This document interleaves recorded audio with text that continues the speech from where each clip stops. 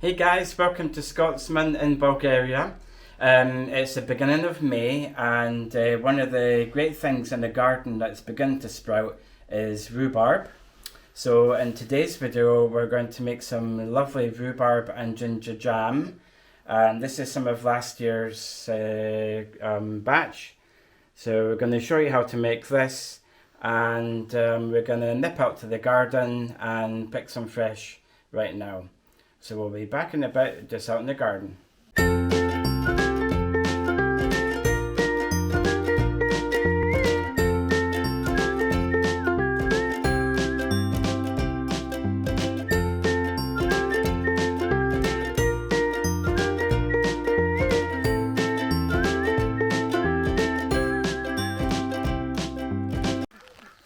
Right guys, we're outside. Unfortunately it's raining, but that doesn't put us Scotsmans off. We're cool with that. So this is our rhubarb, one of our rhubarb plants. Since the beginning of March it's just gone absolutely mental. We do have some more rhubarb in the main veg, but we've got some here that we're going to use. So we're just going to cut the stalks off.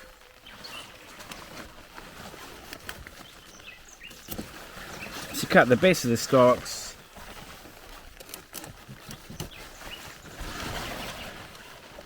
and we'll do it from the bottom so it gives it some more light.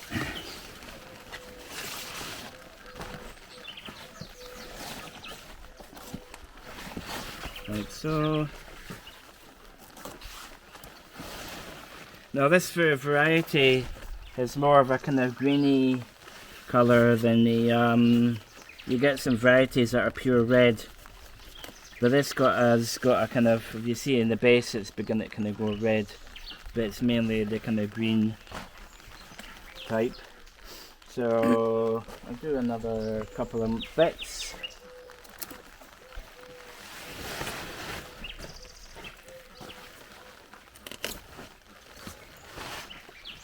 Like so, and that should probably be enough, because we're going to make about 4 or 5 jars, so this probably be enough.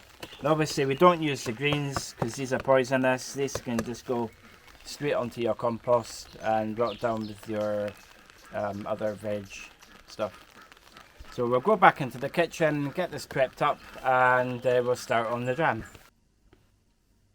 Right guys, we're back from the garden. We have washed and taken the heads off the rhubarb, so they're nice and clean. So we'll do a little rundown of the ingredients, and we're going to be using 1 kilogram of rhubarb, 1 kilogram of granulated sugar, 30 grams of fresh ginger, and 100 grams of candied ginger or preserved ginger. So ideally you want to use fresh rhubarb as much as possible. If it's been the stalks have been left for a long time, you will find that you'll get like a string. For instance, here you get this stringy bit. This can be, if the stalk is old, this stringy bit will be quite chewy, so you can de-string the skin off like so for the jam. But because these stalks are nice and fresh, we don't need to do that, so that's just perfect. Okay, so I'll put that aside there. And for the ginger, the fresh ginger, we will be putting in muslin and tying that up. So this will go into your rhubarb jam mix. It's like a kind of bouquet garni, and this will add extra flavour of the ginger into it. So now we're going to cut up some of the rhubarb. I'll just do a few pieces and then we'll do the rest. So I'm doing it into about 1 inch sizes, like so. You don't need to do it any bigger, but just try and make them about the same size.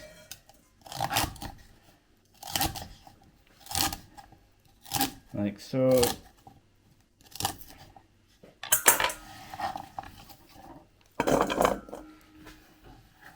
put them into a bowl. So what I'll do is I'll cut the rest of these and we'll be back in a second. Right guys, the next step for this is all the rhubarb is being chopped up. Now we want to try and get some of the extra flavour out of these. So what we want to do now is have your caster sugar, your granulated sugar to hand. You want a handful or so in a bowl, and we want to layer your sugar and your rhubarb together like that, and then another load. And the idea for this is that, yeah, it's the sugar will try and get as much of the moisture out and the flavour from the rhubarb, and it helps break the rhubarb down a little bit as well. One height, there you go.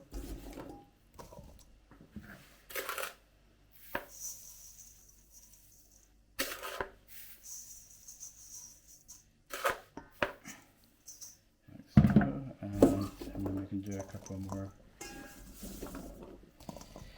and once you're finished with doing this, you can just leave it at room temperature, and we're going to leave this for about 2 or 3 hours.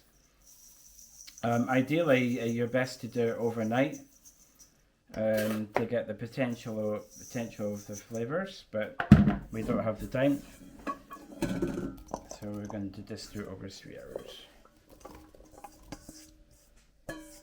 Like so, and then we'll just put the rest of the sugar over, and you don't need to cover it unless you've got lots of flies in the house.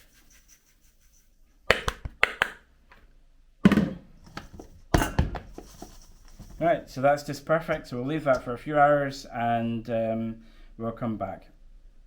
Guys, this has been standing for about 3 hours now. As you can see, the liquid has come out the rhubarb, and there's a wee bit of extra sugar that's not dissolved, like that. So just giving it a wee scoop round. Make sure we get it under there. There we go, mix it through. Now we're going to put it in to the pan.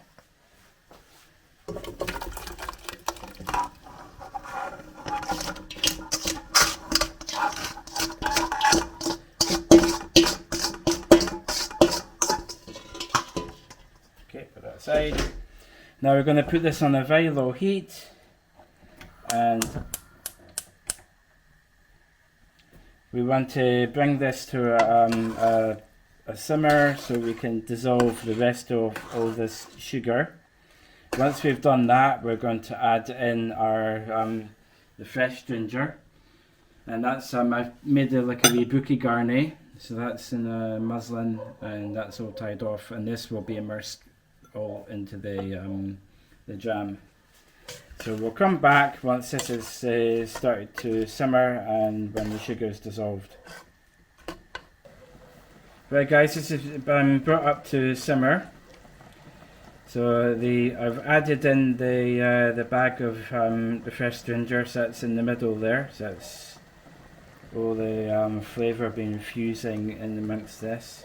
So now we're going to simmer this for about 15 minutes on a low heat like this, and we're just going to leave that be. And whilst that's on, I've put 5 jars into hot water here to sterilise the jars and the lids as well. So we'll bring that up to boil and then switch it off, and we'll take those out when they're nice and hot. And we'll come back when this is ready. Right guys, this has been cooking for about half an hour now on a low heat. Now it's time to add in the candied ginger, so we're going to add that in.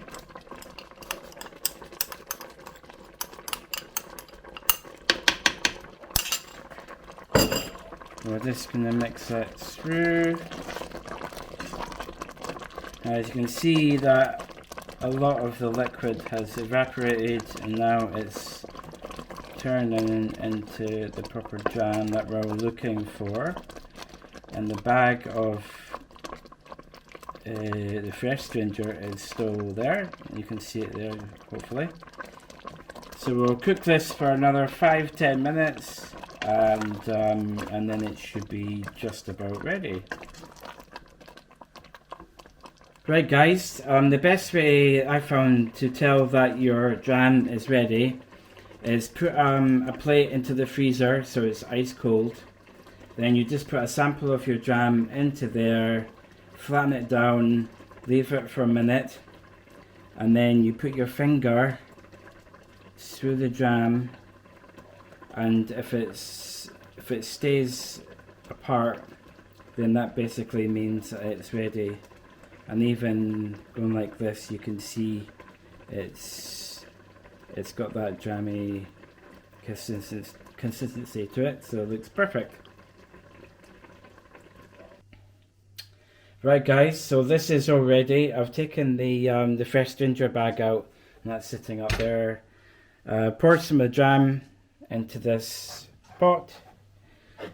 Now I'm going to pour into the glasses, into the jars I should say. It looks a bit white, it's because of the calcium in the water here. It leaves a kind of residue, it's a bit weird, but that's life. And I've dried up the lids, so they're nice and clean.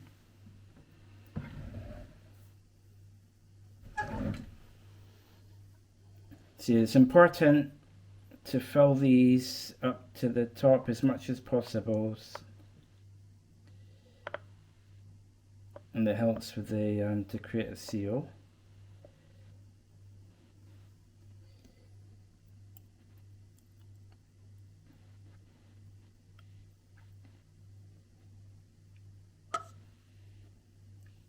A bit more.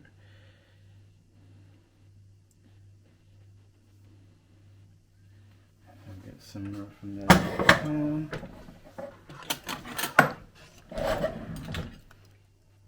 I do it from the ladle it into the jug, just so it's a bit safer. Is you can probably use this ladle, but there's a possibility of spillage, and we don't want spillage when this is a high temperature.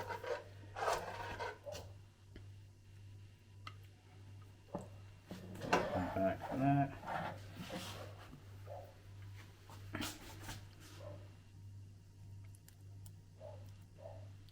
But this is looking nice, the colour is perfect.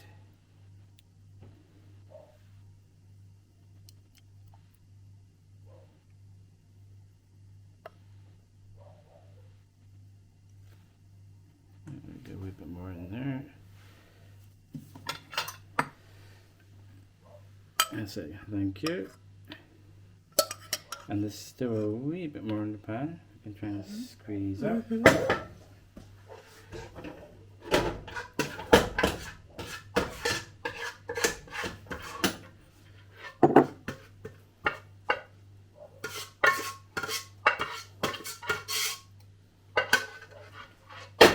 As I say, every drop is precious.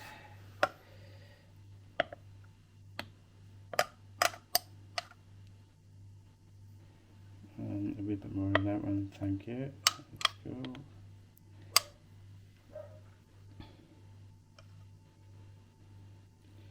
There's a wee bit left that we can just put into. We'll put that aside. So we're going to get 4 jars, and we'll put the lid on.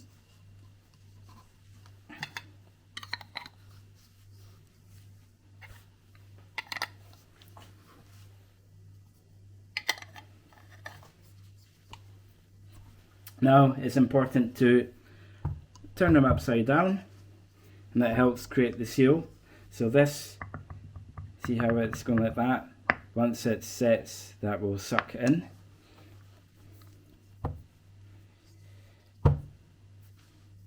And then once these cool off, we can give this a wipe down, and they'll be perfect. Right, guys, so that's the jam in the jars. That's cooling off. So we'll turn these tomorrow morning. And the bit that was left in the jug, we've got here. So we're going to put on a nice fresh toasted bit of bread, just to see what it looks like. And as you can see, it's got a lovely consistency. So we put some on.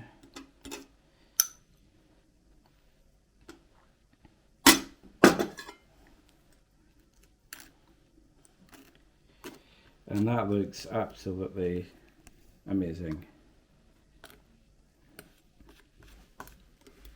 Beautiful. And we'll just put that in that.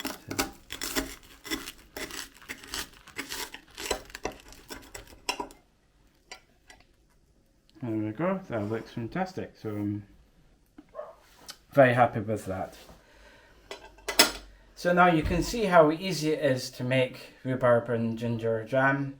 It's easy, and you can make it at home yourself, and also you can make it from early spring throughout the whole summer. So it's a fruit that's constantly giving. So now, if you can please subscribe, comment, like, and also keep an eye on our Facebook page, because we will be selling some of our rhubarb and ginger jam. So I will be putting a wee comment in there. So keep an eye out for that. But otherwise, we'll see you next time we're in the kitchen or in the garden. But take care, and see you soon.